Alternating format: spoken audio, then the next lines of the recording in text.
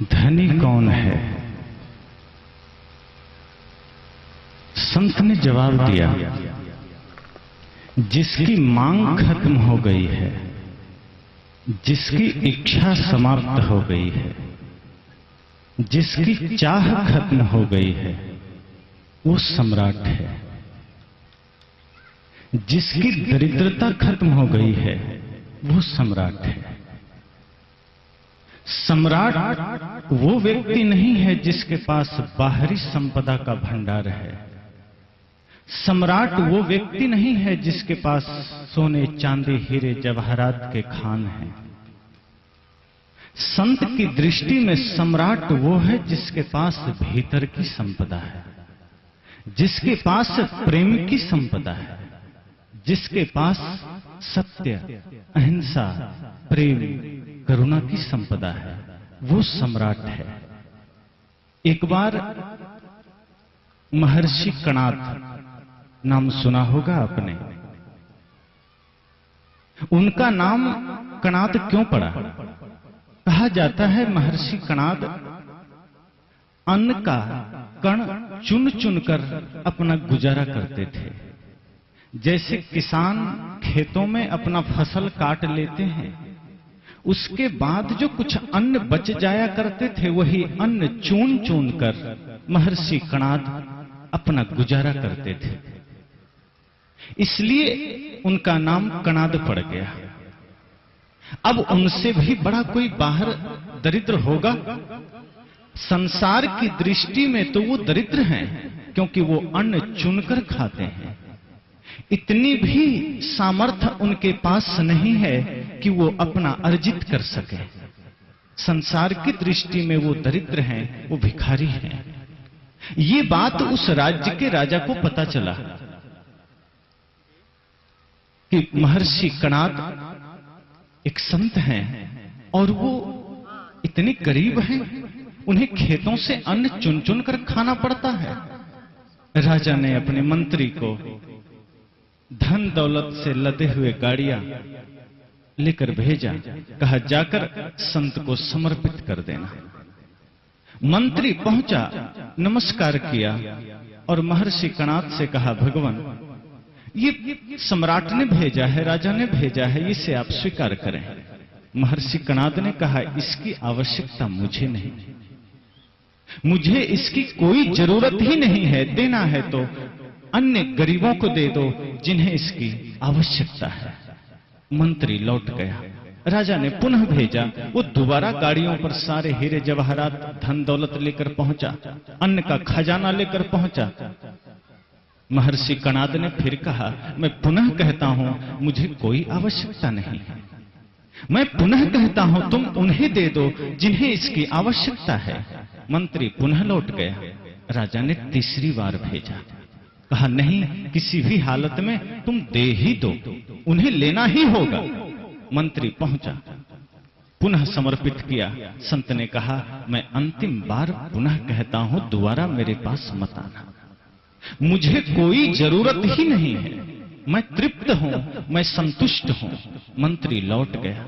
राजा ने सोचा, ये कैसा विचित्र संत है जो खेत से अन्न चुनकर खाता है, जिसके पास अपनी कोई दौलत नहीं है, और वो हमारा भेंट, वो हमारा उपहार स्वीकार न करे।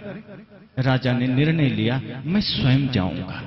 वो और अधिक धन और अधिक सामर्थ्य लेकर पहुंचा। संत के पास झुका, कहा, आप स्वीकार करें। संत ने कहा, मुझे आवश्यकता नहीं है। राजा ने कहा, ये बात तो आप पिछली 3 बार मंत्री से कह चुके हैं, इसलिए तो मैं आया हूं। उसने कहा, तुम आए हो, तुम्हें भी मैं वही कहता हूं, मुझे इसकी आवश्यकता नहीं है। तुम इन्हें उन्हें दे दो जिन्हें इसकी आवश्यकता है। मैं संतुष्ट हूं, मेरे पास सब कुछ है। राजा ने देखा, पूरे शरीर पर एक साधारण सी लंगोटी बस है, ऊपर झोपड़ी भी नहीं है।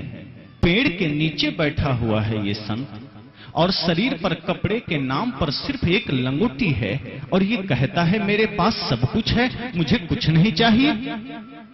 लेकिन वो कुछ नहीं बोला, चुपचाप लौट आया। उसने अपनी पत्नी से कहा, राजा ने कि संत को मैं गया था धन देने, संत ने मना कर दिया।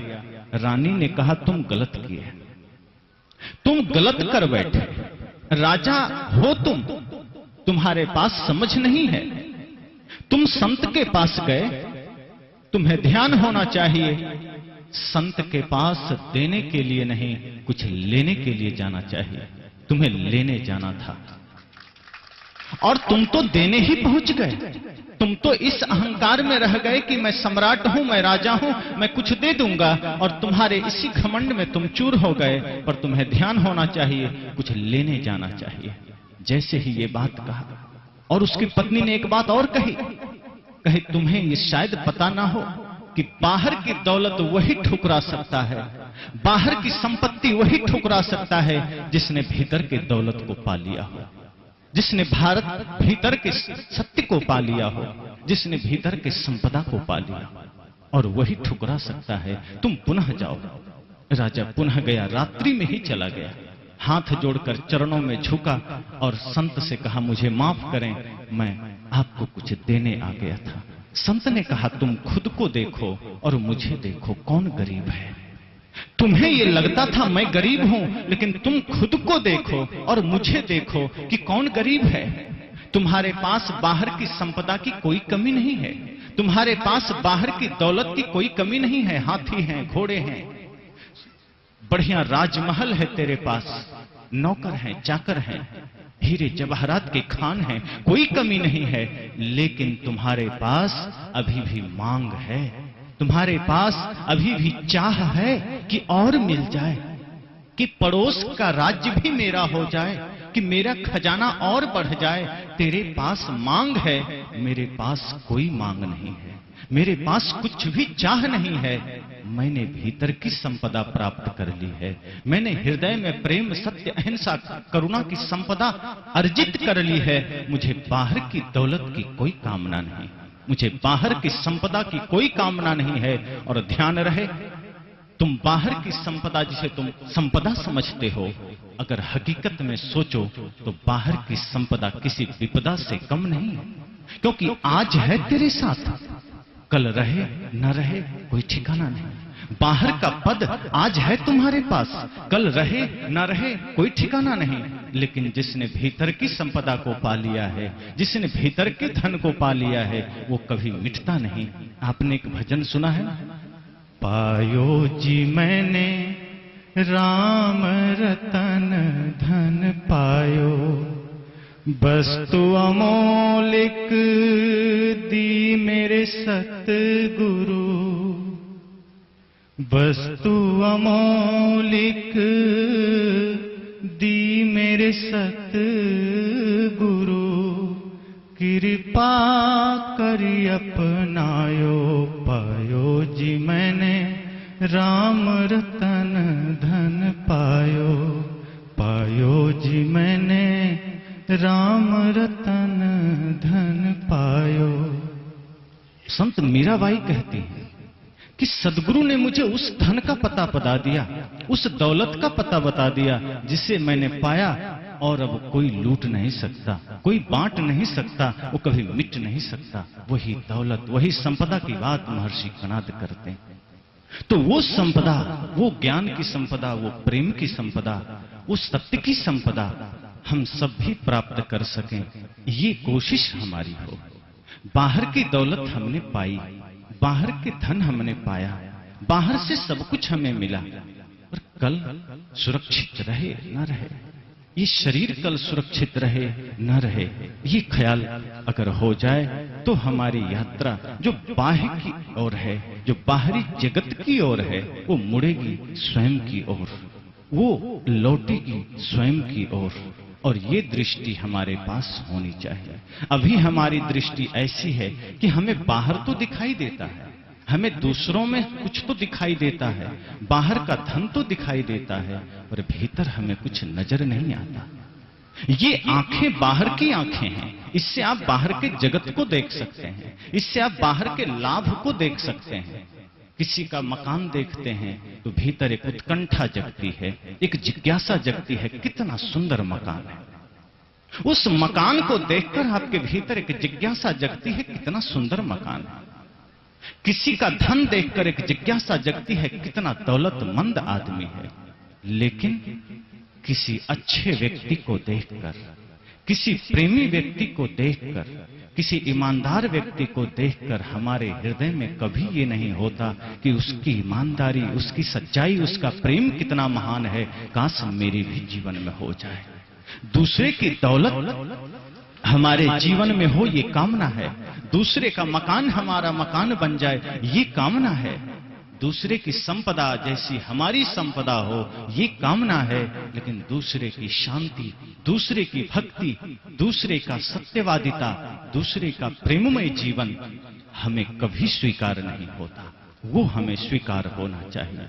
आप कुछ पाए ना पाए, बाहर की दौलत हो ना हो, सदगुरु कबीर ने तो कहा, साईं इतना दीजिए जामे कुटुंब समाए, मैं भी भूखा ना रहूं, साधु न भूखा जाए।